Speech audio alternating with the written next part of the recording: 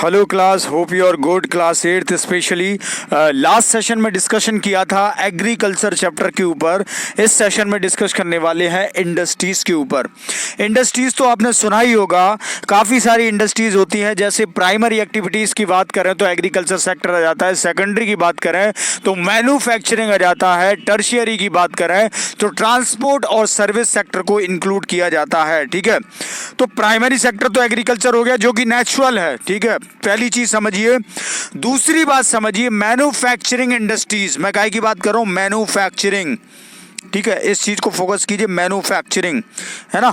तो मैन्युफैक्चरिंग में क्या होता है कि भैया जो इंडस्ट्रीज होती हैं, क्या होती हैं? जो इंडस्ट्रीज होती हैं जिनसे, जैसे कि कह सकते हैं कि भैया जहाँ से रॉ मटेरियल को तैयार करके बनाया जाता है और जो टर्शियरी या ट्रांसपोर्ट सर्विस सेक्टर के द्वारा एक स्थान से दूसरे स्थान में ट्रांसफ़र किया जाता है, उस प्रथा को हम कह सकते हैं कि ये किस में आएगा? इंडस्ट्रीज में आएगा। मैन्युफैक्चरिंग सेक्टर हो गया। सेकेंडरी सेक्टर को क्या बोलते हैं? मैन्युफैक्चरिंग। ठीक है, तो have you ever given A thought to the fact that the notebook used for writing has come after? ये तो सारी बातें लिखी हुई हैं, कुल मिला के इस पे आ जाइए। सेकेंडरी एक्टिविटीज और manufacturing, change raw material into product और मोर वैल्यू टू पीपल। जैसे गेहूं का यदि बिस्किट बना दिया, एग्जाम्पल ले लो, गेहूं का यदि बिस्किट बना दिया तो वो मोर प्रोडक्टिव हो जाएगा। जैसे आप बिस्किट खाते हैं तो बिस्किट काहे का बना होगा? व्हीट का बना होगा।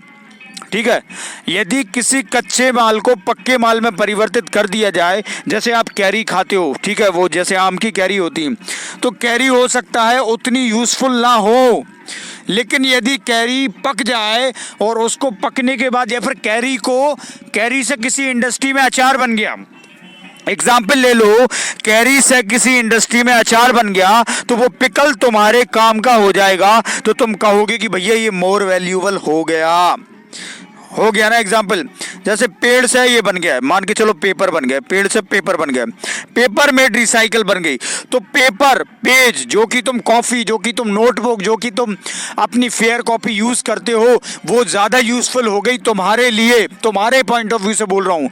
पेड़ भी बहुत जरूरी, पेड़ नहीं होगा तो कॉपी क्या करोगे? सांस नहीं ले पाओगे तो जिंदा कहाँ से रहोगे? जिंदा नहीं रहोगे तो पढ़ोगे क्यों?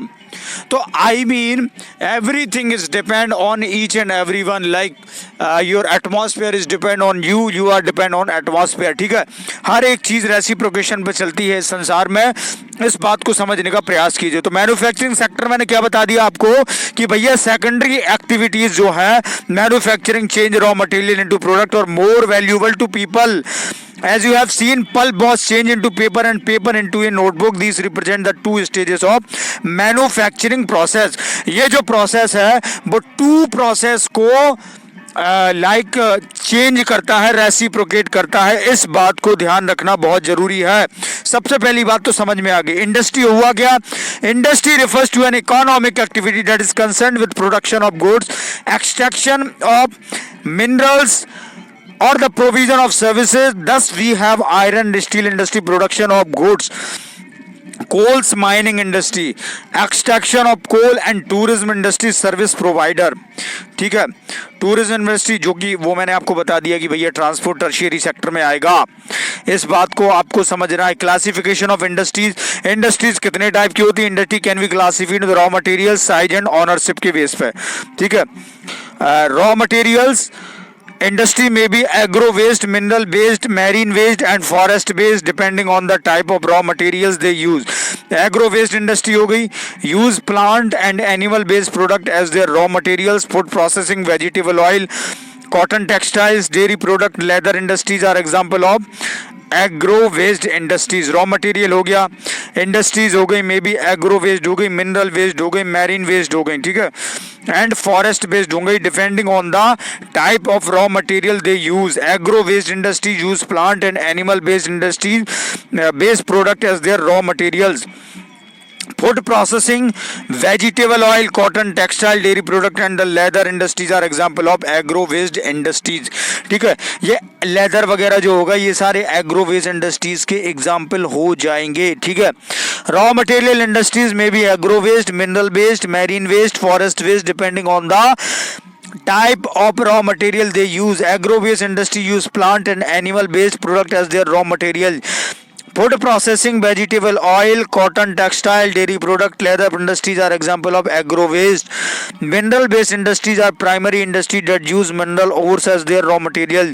The product of these industries feed other industries. Iron made from iron or is the product of mineral based industries. ठीक है, हर एक इंडस्ट्रीज के अपने अपने फायदे होते हैं, हर एक इंडस्ट्रीज अपनी एक यूनिकनेस लेकर काम करती है जो कि उसके पॉइंट ऑफ व्यू से बहुत जरूरी है। इस बात को समझना बहुत ही इंपॉर्टेंट है। ठीक है, कुछ इंडस्ट्रीज जो होती है वो मैरीन वेस्ट होती है जो कि सी और ओशियन से रिलेटेड रॉ मटेरियल को इकट्ठा करके उनका प्रोसेस करती है। इंडस्ट्री प्रोसेसिंग सी फूड और manufacturing fish oil are some example. जैसे मान के चलो कि मैरीन बेस पे कोई चीज मिली, समुद्र में कोई चीज खोज हुई, उस खोज को, उस ऑयल को कन्वर्ट कर दिया। कोई भी चीज ऐसी खोज हुई जो मैरीन बेस्ड है। ठीक है, फॉरेस्ट में कुछ खोज हुआ, जैसे मान के चलो रॉ मटेरियल हो गया फॉरेस्ट के प्रोडक्ट, उनसे पेपर बना लिया आपने। ठीक है, और फार्मास्यूटिकल्स, फर्नीचर बना लिया, बिल्डिंग्स बना ली, तो वो रॉ मटेरियल जो है वो कन्वर्ट हो जाएगा आपके नए मटेरियल में जो कि आपके लिए मोर प्रोडक्टिव होगा, मोर वैल्यूएबल होगा। इस बात को समझना बहुत ही इंपॉर्टेंट है। ये सारी इंडस्ट्रीज के एक एग्जाम्पल थे, एक क्लासिफिकेशन था जो कि हमें एग्जाम के पॉइंट ऑफ व्यू से भी समझना बहुत ही इंपॉर्टेंट है। अब बात करेंगे size. It refers to the amount of capital invested, number of peoples employed and the volume of production based on size. Industries can be classified into small scale, large scale industries. Cottage or household industries are a type of small scale industry where the product are manufactured by hand by the artisans. Basket weaving, pottery and other handicrafts are example of cottage industries. The small scale industries use lesser amount of capital and technology as compared to large scale industries. जो small scale industries होती हैं उनमें जो technologies वगैरह होती है, आप तो ऑब्वियसली बात देख सकते हो भाई, जो शुगर कैन की फैक्ट्री है, मान के चलो आपके आसपास कोई शुगर कैन की फैक्ट्री है, उसमें आपने गन्ना सप्लाई किया, तो गन्ना सप्लाई करने में एक आध मशीन आती होगी जो गन्ना से शक्कर बनाती है। इस बात को समझना बहुत जरूरी है। ठीक है, जो गन्ना से शक्कर बनाती है वो इंडस्ट्रीज अपने आप में काम करेगी। लेकिन आप किसी बड़ी इंडस्ट्रीज की बात कर लो जो अमेरिका में है, जिसका माल सप्लाई भारत से होता हो या फिर अमेरिका से ही होता हो और वहां से उसकी मैन्युफैक्चरिंग होती होगी, रॉ मटेरियल को एक प्रोडक्टिव मटेरियल में जब कन्वर्ट किया जाता होगा तो उसमें एकदम हाई टेक्नोलॉजीज यूज की जाती हैं जो कि क्लासिफिकेशन करती हैं, जो कि इंडस्ट्रीज के साइज को दर्शाती हैं। ये डिपेंड करता है कि इंडस्ट्रीज की ओनरशिप और इंडस्ट्री में बनने वाले प्रोडक्ट कौन से हैं, ये डिपेंड करता है उन सारी चीजों के ऊपर। ये तो हमने डिस्कस कर लिया। ठीक है, अब साइज की बात तो हमारे कर ली कि लार्ज स्केल इंडस्ट्री साइज कैसे होगा। ओनरशिप की बात करें तो industries can be classified into private sector, state owned और public sector, joint sector and cooperative sector. Ownership industries can be classified into private sector, state owned और public sector, joint sector and cooperate sector. Private sector industries are owned and operated by individuals or a group of individuals. The public sector's individuals are owned and operated by the government, such as Hindustan Aeronautics Limited and Steel Ownership। जैसे Hindustan aeronautics limited हो गई, HAL हो गई, ठीक है, और steel authority of India limited हो गई। Joint sector are owned by and operated by the state and individual और a group of individual. Maruti Udyog limited example of joint sector industry. ठीक है, जॉइंट सेक्टर में क्या होगा कि थोड़ा बहुत प्राइवेट का भी हाथ होगा और थोड़ा बहुत अपना सरकारी सेक्टर का भी हाथ होगा। ये जॉइंट सेक्टर में इंक्लूड किया जाता है। इस बात को समझना बहुत ही इंपॉर्टेंट है, आपके एग्जाम के पॉइंट ऑफ व्यू से बोल रहा हूँ मैं। ठीक है, तो ये चीज़ तो आप समझ गए कि भैया कोऑपरेटिव और कैसी क्या सारी चीज़ों में क्या क्या इंक्लूड होगा।